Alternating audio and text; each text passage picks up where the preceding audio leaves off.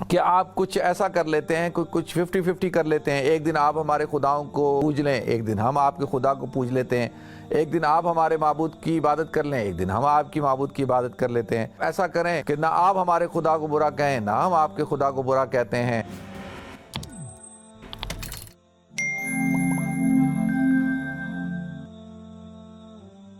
الحمدللہ رب العالمین والعاقبۃ للمتقین والصلاة والسلام علی اشرف الانبیاء والمرسلین وعلی آلہ وصحبہ اجمعین، اما بعد، فاعوذ باللہ السمیع العلیم من الشیطان الرجیم، بسم اللہ الرحمن الرحیم، وما خلقت الجن والانس الا لیعبدون، صدق اللہ العظیم۔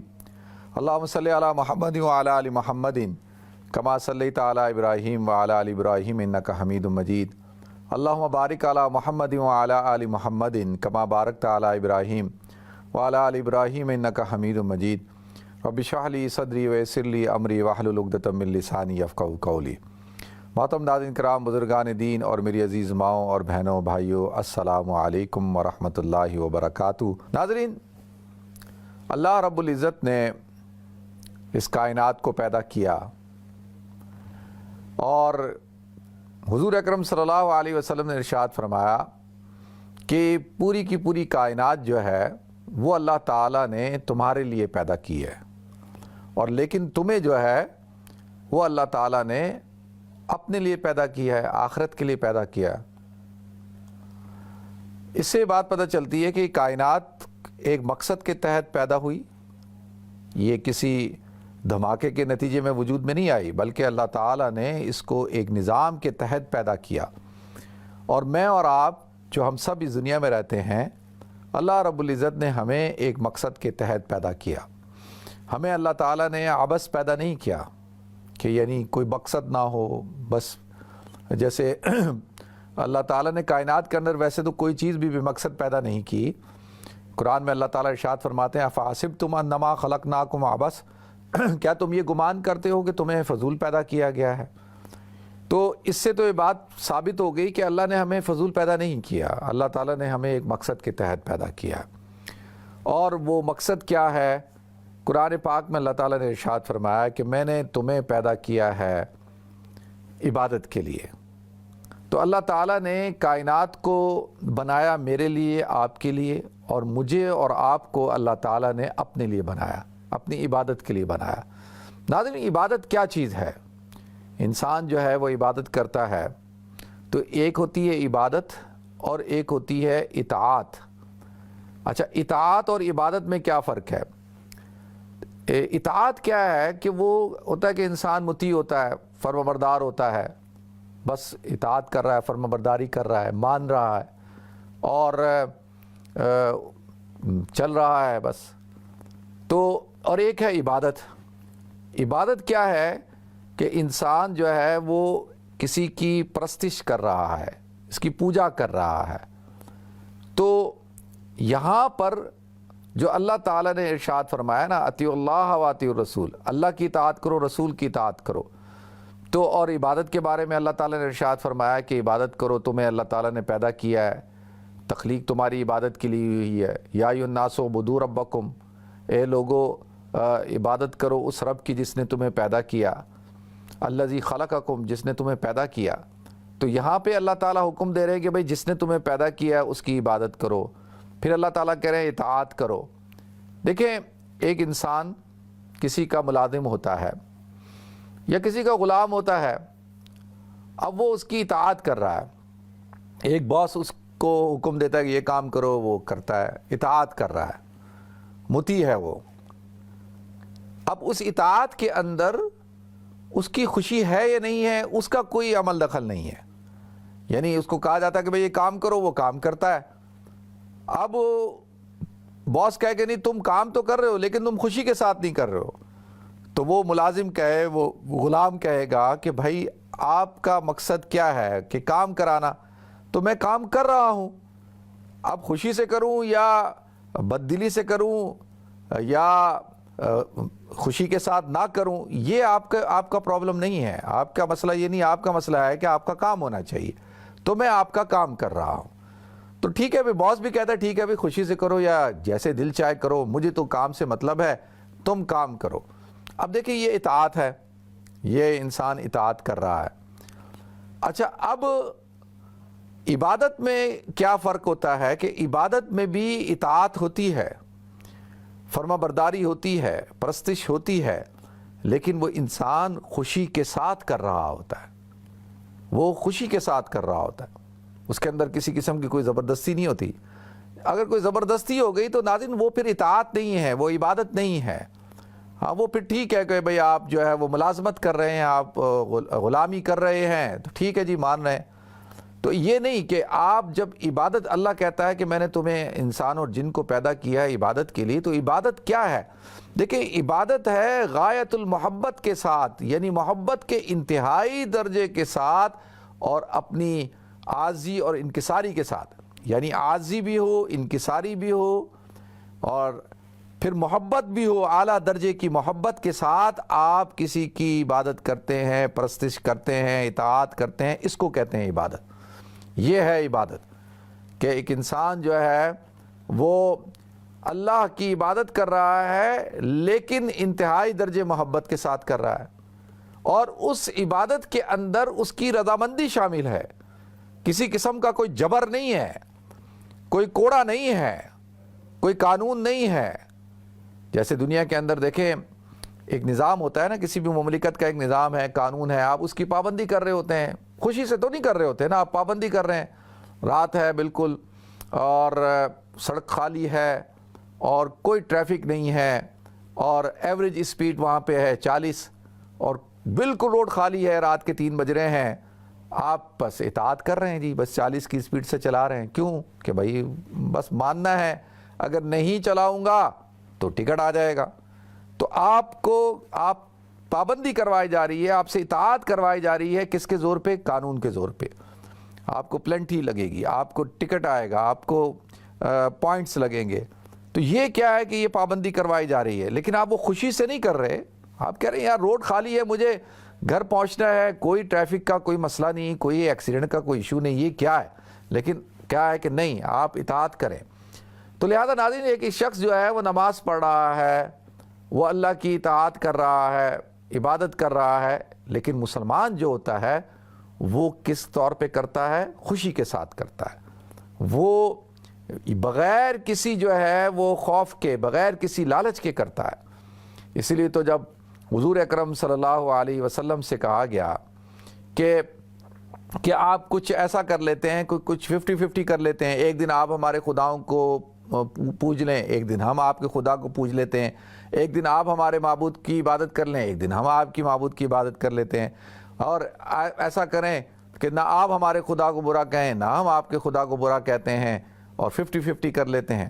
تو قرآن پاک میں اللہ تعالیٰ نے کیا ارشاد فرمایا؟ قُلْ أَفَغَيْرَ اللَّهِ تَأْمُرُونِّي أَعْبُدُ أَيُّهَا الْجَاهِلُونَ، اے جاہلو، کیا اے نبی آپ کہہ دیجئے کہ ان جاہلوں سے قُلْ أَفَغَيْرَ اللَّهِ تَأْمُرُونِّي أَعْبُدُ أَيُّهَا الْجَاهِلُونَ، کہ یعنی مجھے یہ کہتے ہیں کہ میں حکم یعنی عبادت کروں، حکم دیتے ہیں کہ میں عبادت کروں یعنی غیر اللہ کی، اور ان کو جاہلوں سے مخاطب کیا۔ تو یہاں تو اللہ تعالیٰ نے حکم دیا ہے قُلِ اللَّهَ فَأَعْبُدْ، کہ جب بھی عبادت کرو وہ مخلص ہو کے کرو، مخلص لہ الدین، یعنی خالص کر کے، خالصتاً اللہ کی عبادت ہونی چاہیے۔ اسی لیے تو دیکھیں عبادت کے اندر اگر کوئی ریا کو شامل کرتا ہے، دکھلاوے کو شامل کرتا ہے، تو اللہ کے دربار میں وہ عبادت قبولیت حاصل نہیں کرتی۔ کہتے ہیں اللہ کے عرش کے سائے کے نیچے وہ 7 بندوں میں سے ایک بندہ وہ ہوگا جو ایسے صدقہ دیتا ہے کہ دائیں ہاتھ دے اور بائیں ہاتھ کو پتہ ہی نہ چلے، یعنی اس کے اندر ذرہ برابر بھی شبہ نہیں ہے ریاکاری کا۔ تو لہذا جب انسان ریاکاری کے طور پر، دکھلاوے کے طور پر عبادت کرتا ہے، تو اللہ تعالیٰ تو ہمارے دلوں کے حال کو جانتے ہیں، اللہ تعالیٰ کو تو پتہ ہے کہ بھئی یہ عبادت کس کے لیے کر رہا ہے، یہ جو اس نے یہ پورا ایک نظام بنایا ہے، یہ کس کے لیے بنایا ہے؟ میرے لیے بنایا ہے یا کس کے لیے بنایا ہے؟ لوگوں کے لیے بنایا ہے۔ تو اس لیے تو کہا جائے گا کہ کل قیامت کے دن ایک عابد کو بلایا جائے گا اور اس کو دکھایا جائے گا کہ بھئی تو نے اتنی عبادت کی، اتنی عبادت کی، اتنی عبادت کی۔ وہ کہے گا ہاں بالکل کی، اور اللہ تعالیٰ پوچھیں گے کس کے لیے کی؟ کہے گا اللہ آپ کے لیے کی۔ اللہ کہیں گے جھوٹ بولتا ہے، میرے لیے نہیں کی، بلکہ تو نے تو لوگوں کے لیے کی، دکھلانے کے لیے کی۔ کہ لوگ تجھے بڑا عابد کہیں، متقی پرہیزگار کہیں، تیرا چرچا ہو کہ بھائی یہ تو بڑا عبادت گزار آدمی ہے، یہ تو بڑا متقی آدمی ہے، تو وہ چرچا ہو گیا، لوگوں نے تجھے پکار لیا، جو تو نے چاہا تھا وہ ہو گیا، تو لہذا اس کو حکم ہوگا اس کو جہنم میں ڈال دیا جائے۔ تو لہذا ناظرین، اصل کیا ہے؟ عبادت جو ہے وہ اللہ تعالیٰ کی ہے، اور وہ غایت محبت کے ساتھ ہے، خوشی کے ساتھ ہے۔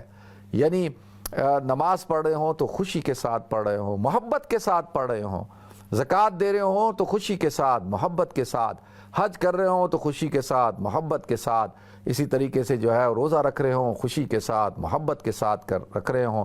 اور یہ تو میں نے جو اراکین اسلام ہیں ان کے بارے میں بتایا، بلکہ اس سے ہٹ کر عبادت کا جو مفہوم ہے وہ تو ایک مسلمان کے لیے تو 24 گھنٹے کی جو زندگی ہے وہی عبادت ہے۔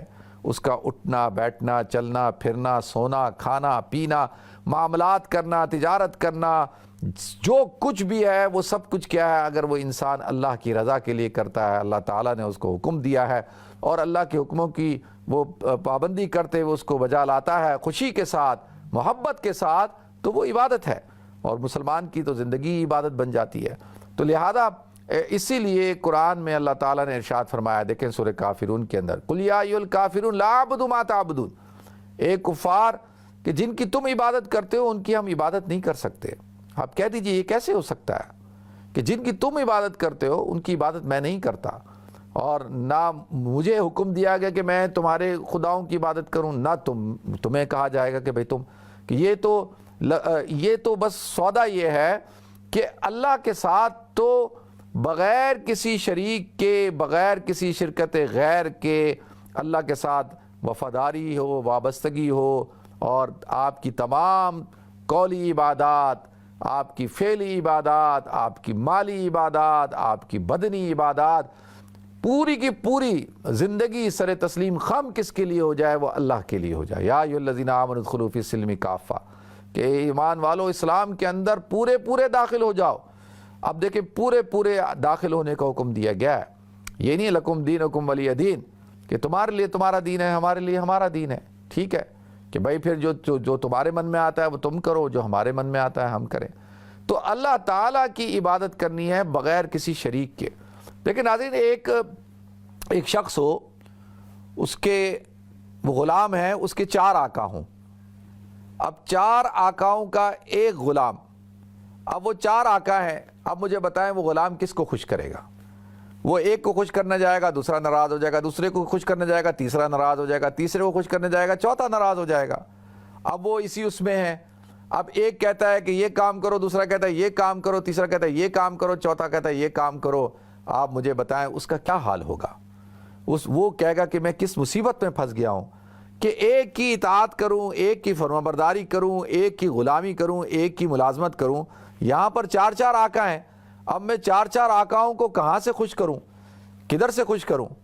ابھی کچھ دن ہوئے ہمارے دوست حضرت مولانا طاہر فیاض صاحب سے ملاقات ہوئی، تو وہ سے پوچھ لیں گے کہ آپ امامت کرتے ہیں؟ میں نے کہا نہیں، میں تو امامت نہیں کرتا، نماز پڑھاتا ہوں میں الحمدللہ، لیکن امامت یعنی اس طور پر کہ کہیں جاب کرتا ہوں ایسا میں نہیں کرتا، جمعہ بھی پڑھاتا ہوں لیکن جاب نہیں ہے میری یہ۔ تو میں نے کہا آپ یہ سوال کیوں پوچھ رہے ہیں؟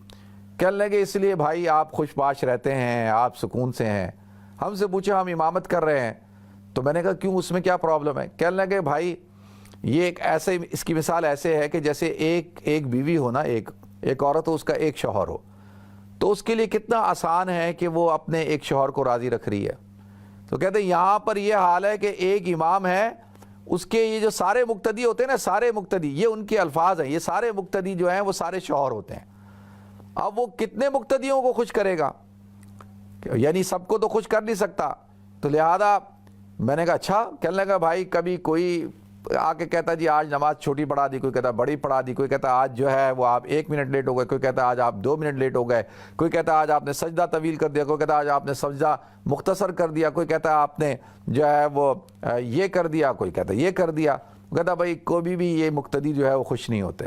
تو بھائی صرف اللہ کی ذات ایسی ہے کہ جو بس خوش ہوتی ہے بندے سے، باقی تو انسان خوش نہیں ہو سکتے۔ میں ایک مثال دے رہا ہوں۔ تو اب ایک شخص ہے، اس کے 4 آقا ہیں، تو وہ کہاں سے بیچارہ، وہ تو پریشان ہو جائے گا۔ اسی طرح سے ابھی آپ کسی کے ہاں دیکھیں ملازمت کرتے ہیں تو وہاں پہ باس تو ایک ہی ہوگا نا. اگر سارے ہی باس بن جائیں, اب سارے جو ہے وہ کہیں کہ یہ کام کرو یہ کام کرو, تو وہ کیا ہوگا؟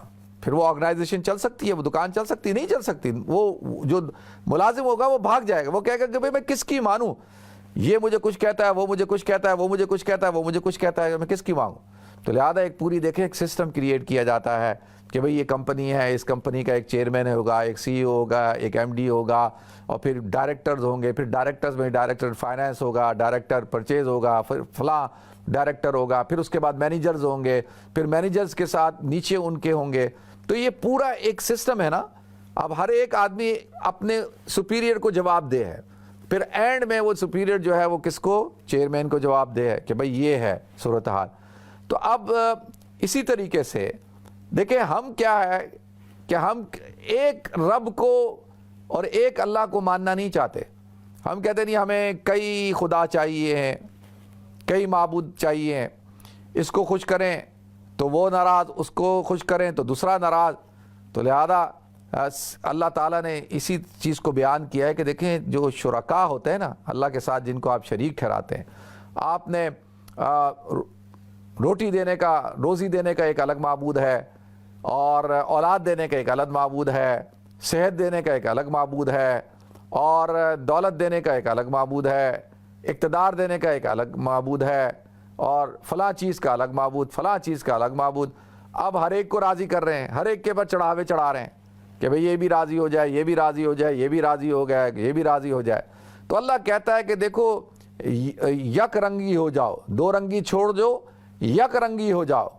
کہ اب یہ کیا کہ تم در در کے اوپر پھرتے ہو, ایک در کے سوالی بنو. تو اسلام کہتا ہے کہ بھئی ایک در کے سوالی, صرف کس کی عبادت کرنی ہے؟ اللہ کی عبادت کرنی ہے, اور عبادت بھی محبت کے ساتھ کرنی ہے.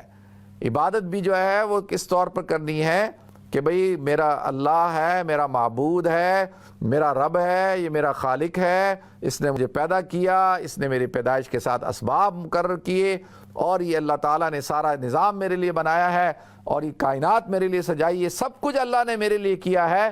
تو اب عبادت بھی صرف اور صرف کس کی ہونی چاہیے؟ فَاعْبُدِ اللَّهَ مُخْلِصًا لَهُ الدِّينَ, کہ اللہ کی عبادت کرو مخلص ہو کر, خالصتاً اللہ کی عبادت ہونی چاہیے. تو لہذا ناظرین اب عبادت کا تصور بھی ہمارے سامنے آ گیا کہ بھئی عبادت کس چیز کو کہتے ہیں. ہمارے ہاں عبادت کا دیکھیں ایک عبادت کی ایک رسم ہوتی ہے نا, رسم کہتے ہیں جو ظاہری جو صورت ہوتی ہے نا اس کو کہتے ہیں رسم. یعنی آپ نے سنا ہوگا کہ بھئی یہ رسم ہے, بھئی رسم اسی طرح سے چلی آ رہی ہے, اس کا مطلب یہ کہ یہ طریقہ کار ہے, اور یہ طریقہ کار ایسے ہی چلا آ رہا ہے. جیسے کہتے ہیں نا وہ جو رائٹنگ اس کو کیا کہتے ہیں؟ رسم الخط. بھئی رسم الخط ایسے ہے, تو اب یہ رسم ہے. رسم کہتے ہیں ظاہر کو, جو ظاہر ہوتا ہے. تو یہ جو اسلام کے اندر رسوم کا کوئی تصور نہیں ہے. جب یہ بات کی جاتی ہے نا کہ بھئی اسلام میں رسوم کا تصور نہیں ہے, اسلام میں کوئی رواج اور رسم نہیں ہوتی ہے, تو وہ کیوں؟ اس کا مطلب کیا ہے؟ مطلب یہ ہے کہ بھئی دیکھیں رسم تو ہر علاقے کی الگ ہوگی, ہر کلچر کی, ہر تہذیب کی الگ رسم ہوگی, ان کے طریقہ کار ہوں گے. ہاں صرف یہ ہے کہ وہ ظاہری صورت ہوتی ہے. اسلام کے اندر جو ہے وہ عبادت کا تصور ہوتا ہے. اسلام میں عبادت کا تصور ہے. عبادت کے اندر جو ظاہر ہوتا ہے اس کے ساتھ ساتھ باطن بھی ہوتا ہے. اور باطن کیا ہے؟ اصل تو باطن ہی ہے نا, کہ بھئی عبادت میں کیا ہے, وہ تو انسان کی روح ہے اصل. جب آپ عبادت کر رہے ہیں تو ظاہری طور پر دیکھیں آج ہے نا وہ رہ گئی رسم ادا روح بلالی نہ رہی. وہ کہتے ہیں رہ گئی رسم ادا روح بلالی نہ رہی, کہ بھئی رسم تو ہے, بھئی اذان دینی ہے, اب رسمن اذان دے رہے ہیں, اذان کا وقت ہو گیا اذان دے دو بھائی, یہ رسمن اذان ہے. تو کیا ہے کہ روح بلالی نہ رہی. اصل کیا چیز ہے کہ بھئی اذان کا کانسیپٹ کیا ہے, یہ اذان کے اندر اللہ کا کیا پیغام ہے, اذان ہم سے مطالبہ کیا کرتی ہے. اسی طریقے سے یہ جو عبادت ہے, عبادت کا کانسیپٹ کیا ہے, عبادت ہم سے مطالبہ کیا کرتی ہے. اصل چیز تو وہ باطن ہے, وہ اس کی روح ہے, جو ہم ظاہر کے اوپر ہمارے زیادہ توجہ ہے, فوکس ہے کہ بھئی ظاہر ظاہر. دیکھیں اسلام کہتا ہے کہ اصل چیز ہے باطن. باطن جو اصل ہے وہ روح ہے, تو اس کے اوپر زیادہ فوکس ہے. تو عبادت کوئی رسمن نہیں کی جاتی کہ بھئی رسمن جو ہے وہ رسم چلا دی, نہیں. عبادت ایک کیا ہوتی ہے کہ وہ اللہ رب العزت کو خوش کرنے کے لیے, اللہ کو خوش کرنے کے لیے خوشی کے ساتھ اور محبت کے ساتھ. دیکھیں نا، ایک شوہر ہے، ایک بیوی ہے، وہ اپنے شوہر کی خدمت کرتی ہے، اور وہ خدمت کر رہی ہے، رسمن کر رہی ہے. وہ کہتی ہے بھئی یہ تو رسم دنیا ہے کہ میری شادی ہو گئی ہے، مجھے جانا ہے، مجھے جو ہے وہ کھانا پکانا ہے، کپڑے استری کرنے، مطلب جو کام ہوتے ہیں گھر کے وہ کام کرنے ہیں. تو وہ ایک ہے وہ رسمن کر رہی ہے، اور ایک خاتون ہے جب وہ شادی ہوتی ہے تو وہ اپنے شوہر سے محبت کرتی ہے، خدمت کرتی ہے، محبت کے ساتھ کرتی ہے، اپنے آپ کو مٹا کے کرتی ہے. وہ کہتی نہیں، یہ رسم نہیں ہے، یہ مجھے اس سے محبت ہے، میں جو اس کی خدمت کر رہی ہوں، میں اس لیے اس کی خدمت کر رہی ہوں کہ میں اس سے محبت کرتی ہوں. تو وہ دونوں میں فرق ہوگا. دیکھیں نا، رسمن ایک عورت کھانا پکا رہی ہو نا، اس کے اندر فرق ہوتا ہے، اور ایک محبتاً پکا رہی ہو تو اس میں فرق ہوتا ہے. اور جو بیوی جو ہے وہ رسمن گھر کے کام کر رہی ہوگی نا، شوہر کی خدمت کر رہی ہوگی، اس کے اندر آپ دیکھیں گے کوئی آپ کو خلوص نظر نہیں آئے گا.